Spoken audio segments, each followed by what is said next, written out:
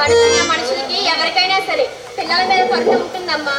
మీకు మంచి మనసు ఉంది కాబట్టి ఆ రోజు నా ప్రాణాలు కాపాడ్డారు. కానీ మా అమ్మని తలుచుకుంటేనే నా ఒళ్ళు జంగరిస్తుంది. తప్పు తల్లి, తల్లిని అలా అనకూడదు. అయినా ఆడది అంటే ఒక బ్యాంక్ లాకర్ లాంటిది. దాంట్లో ఆనందాన్ని దాచుకోవచ్చు, ఐశ్వర్యాన్ని దాచుకోవచ్చు, అభిమానాన్ని దాచుకోవచ్చు, భావితరాల భవిష్యత్తుని దాచుకోవచ్చు. అలా దాచుకునే శక్తి, మళ్ళీ తిరిగి భావితరాలకు అందించే శక్తి ఒక్క మీ ఆడజన్మకే ఉందమ్మా. అందుకే ఆ రోజు నేను కాపాడాను. ఇది ఎంత మంచి మనసు. మీరు నేను ఎలా తీసుకోగలను మావయ్య? మీకు ఎన్ని వందనాలు పెట్టినా తక్కువే. నా రుణం తీరాలి అంటే నేను చెప్పిన వారినే పెళ్లి చేసుకోవాలమ్మా. మీరు చెప్పాలే కానీ మీరెవరు చెప్తే వాళ్ళే పెళ్లి చేసుకుంటాను మావయ్య. అయితే మా సంతోషిని పెళ్లి చేసుకో అమ్మా. బావ అయితే నాకు ఇంకా ఆనందమే. మరి నీ ప్రేమ? అది తొందరపడి ఆకర్షణలో తీసుకున్న నిర్ణయం మావయ్య. అది ప్రేమ ఎలా అవుతుంది? చాలా సంతోషం తల్లి. అయినా బావ లాంటి మహానుభావుడికి భార్యనయ్యే అర్హత నాకు లేదు. కానీ బావతోనే నా జీవితం ముడిపడింది మావయ్య. బావని పెళ్లి చేసుకోవడంలో నాకు ఎటువంటి అభ్యంతరం లేదు మావయ్య. చాలా సంతోషం తల్లి. కానీ బావి పెళ్లికి ఒప్పుకుంటాడు ఒప్పుకోడనే నా భయం. వాడిని ఒప్పించే బాధ్యత నాదమ్మా. నాకు అదే 10,000. నేను పెళ్లి పనిలో ఉంటానమ్మా. వస్తాను.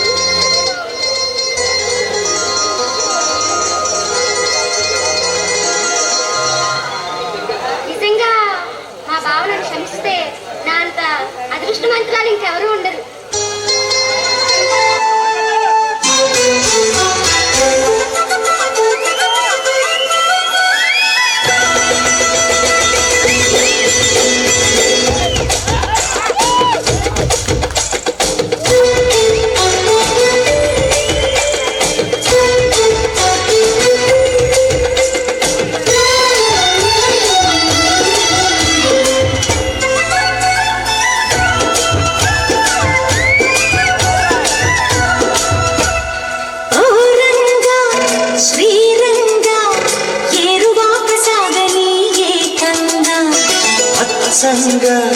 వెత్సంగా మల్లె పూలు నలగని మెత్తంగా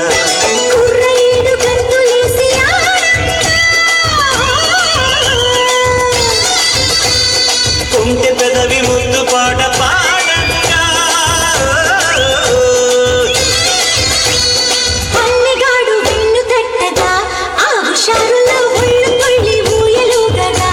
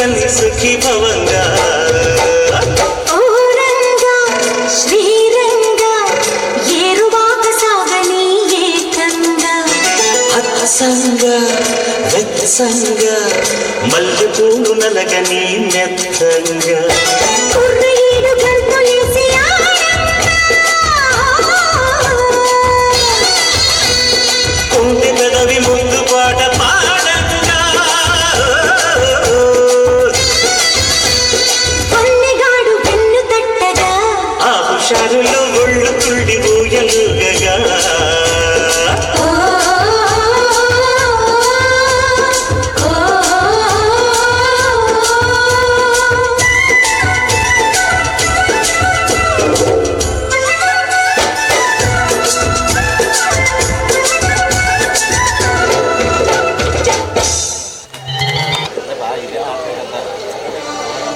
అనిత అనిత ఏంటి కళ్ళు కంటున్నావా? లేదు అంటున్నాను బావా. కళ్ళలోని నువ్వే, నిజ జీవితంలోని నువ్వే. ఏంటో కొత్తగా నా మీద ప్రేమ మళ్ళింది. మావయ్య జరిగింది మొత్తం చెప్పారు బావా. అంటే నీ కథ విన్న తర్వాత ఈ బావ మీద ప్రేమ పుట్టిందన్నమాట. అంటే అది ప్రేమ కాదు, జాలి. బావా నువ్వు ప్రేమ అనుకో, జాలనుకో, కానీ నేను నీదానే. అనిత నువ్వు మరొకటి మనసు ఇచ్చావు. ఆ మనసు స్థానం నాకు ఎలా ఉంటుంది? బావా నన్ను అపార్థం చేసుకోకు బావా. తను ఫేస్బుక్ ఫ్రెండ్ మాత్రమే, కానీ నువ్వు నిన్ను పెంచి పెద్ద చేశారు. ఆ అధికారంతోనే రవితో నీ పెళ్లి చేస్తాను. బావా నేను ఆ పెళ్లి చేసుకోను బావా. ఒకవేళ చేసుకున్నా నేను సుఖంగా ఉండలేను బావా. అమ్మా, నువ్వు నా మాట వినాల్సిందే. రవితో మాట్లాడాను. వాళ్ళ అమ్మ నన్ను తీసుకొని వస్తానన్నాడు. బావా బావా రవికి ఫోన్ చెప్పు.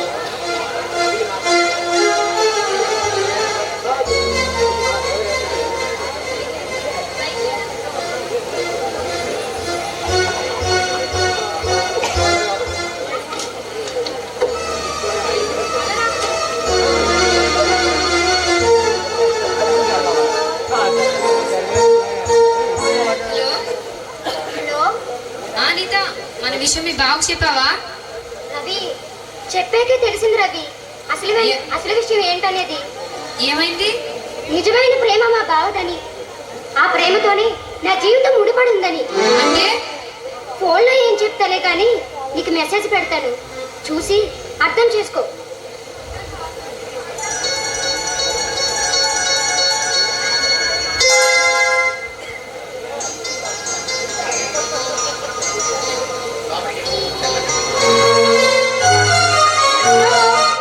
ఎవరు లేరా ఇంట్లో?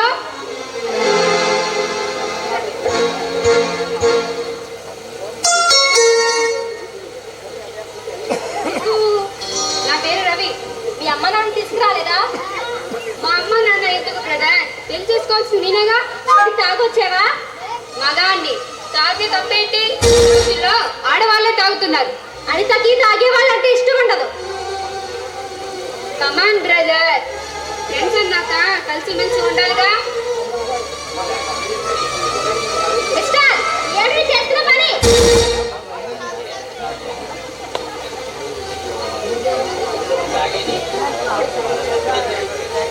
కమాన్ బ్రదర్, బ్రదర్స్ అన్నాక కలిసిమెలిసి ఉండాలిగా. ఏంటి నీవు బ్రదర్? ఏంట్రా మీరు చేస్తున్న పని? నీ ప్రాణానికి ఈ ప్రాణమైన నీ మధ్య నుంచి పెళ్లి చేయట్లేదా? ఇదే బ్రదర్ ఒకరినొకరు షేర్ చేసుకోవడం అంటే. రవి చూసావా బావా, ఫేస్బుక్ లో మంచి మంచి మెసేజ్లు పెట్టి ఇప్పుడు తాగొచ్చి ఎలా నటిస్తున్నాడో. వీణా నేను పెళ్లి చేసుకుండేది. ఇప్పుడు కుర్ర వాళ్ళు తాగడమే ఫ్యాషన్. తాగడం తప్పంటారేంటి? అయినా మన ప్రభుత్వాలు రంగురంగుల రైటింగ్లు పెట్టి ఊరూరికి ఎంఆర్పీ రేట్లు పెంచి తాగండి బాబు అని మొత్తుకుంటే మీరేంటి తాగడం తప్పంటారు? నోరు మూయరా. తాగింది కాక నోటికొచ్చింది వాగుతావా? నేను ఆడిన మాటలు ఏమైనా తప్పుందా? అలా అవ్వకయ్యా. అయినా నేను ప్రేమించే ముందు మెసేజ్లు పెట్టి ఐ లైక్ ఇట్ అని పంపించావు. అయినా నీకు తాగుడు అలవాటు ఉందా అని అడిగావా? బుద్ధి గట్టి తిని వాట్సాప్ లో నెట్ ఉంది కదా అని చెప్పి నీతో టైం పాస్ కి మెసేజ్లు చేశాను. అంటే నీ టైం పాస్ కోసం మాలాంటి కురవాళ్ళని ఆడుకోవచ్చు, కానీ మా టైం పాస్ కోసం తాగడం తప్పంటారా? నువ్వైనా చెప్పు బ్రదర్, నీకు రోజు తాగే అలవాటు ఉందా? ఎప్పుడో బోరు కొట్టినప్పుడు, జేబులో డబ్బు ఉన్నప్పుడు మాత్రం తాగుతాను బ్రదర్. అయినా తప్ప బ్రదర్ తాగడం? అయినా ఈ రోజుల్లో తాగకుండా ఉన్న వాళ్ళు రోజు ఊరికి రోజుకి 2-3 ఉంటున్నారు. అయినా ఈ రోజుల్లో తాగుడు పెద్ద సమస్య కాదు. నోరుమీరా తాగడం ఒక సమస్య కాదంటావా? అయినా నీ నిజ స్వరూపం పెళ్లికి ముందే తెలిసింది. పెళ్ళైన తర్వాత తెలిస్తే ఏం చేస్తావు? రవి ఏమిటి ఆ మాటలు? నిజాలు బ్రదర్, నీకు అర్థం కావట్లేదా? నువ్వు మా పెళ్లికి ఒప్పుకున్నావు. అందుకే నా గురించి మీరు తెలుసుకోవాలని, నీతో పంచుకోవాలని ఇలా వచ్చాను. చాలా మంచి పని చేశారు. దయచేయచ్చు బోస్, నీ మరదలేమైనా ఐశ్వర్య అనుకుంటున్నావా? ఈ అమ్మాయి కాకపోతే ఇంకో అమ్మాయి. నా సెల్ ఫోన్ లో నెట్ ఉంది, వాట్సాప్ ఉంది. Bye bye. చూసావా బావా ఎంత గర్వంగా మాట్లాడుతున్నాడో? అందుకే నేను చెప్తాను బావా, నిన్ను తప్ప నేను ఎవరిని పెళ్లి చేసుకోను బావా. అనిత నన్ను చేసుకున్నా చాలా కష్టపడాల్సి వస్తుంది. ఇంత కష్టమైన సుఖంగానే ఉంటుంది బావా. అనిత ఇంకేం మాట్లాడుతూ రవి కాకపోతే నా ఫ్రెండ్ కిషోర్ అన్నాడు. వాడు ఇంటికి అమ్మనే చేసుకుంటాను అన్నాడు. నేను అడిగి చూస్తాను.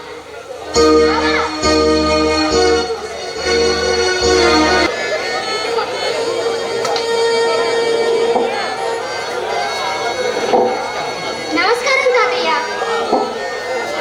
ఎవరమ్మా నువ్వు? ఎవరు కావాలి?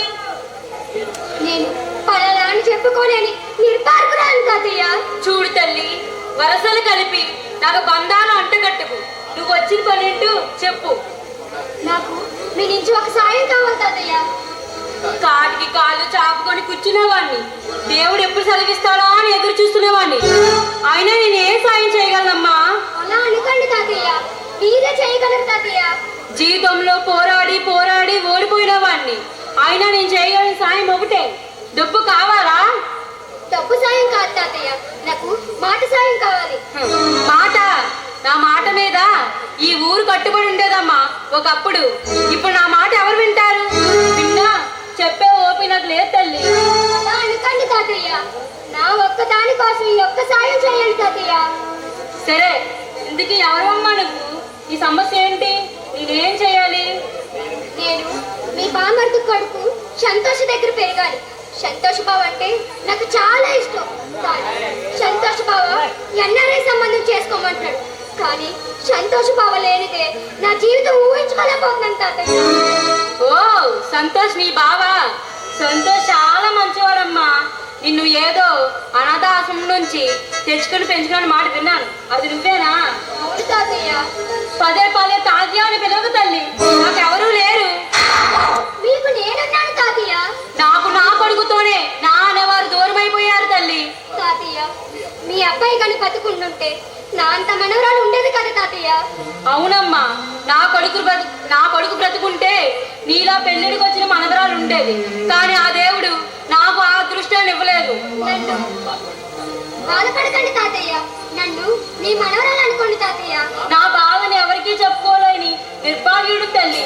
నువ్వు తాతయ్య అని పిలిచినప్పుడు నాలో ఏదో తెలియని అనుభూతి కలుగుతుంది. అవును తాతయ్య, నాకు కూడా మిమ్మల్ని చూడగానే తాతయ్య అని పిలవాలనిపించింది తాతయ్య. నా నీ అనే బంధాలు కలిపి పెరుగులో కప్పం పెట్లు తిప్పినట్లు తిప్పుతాడమ్మా ఆ దేవుడు. మనిషిని చివరికి సంధి బంధాలు విడదీసి ప్రాణాలు తీసేస్తాడు.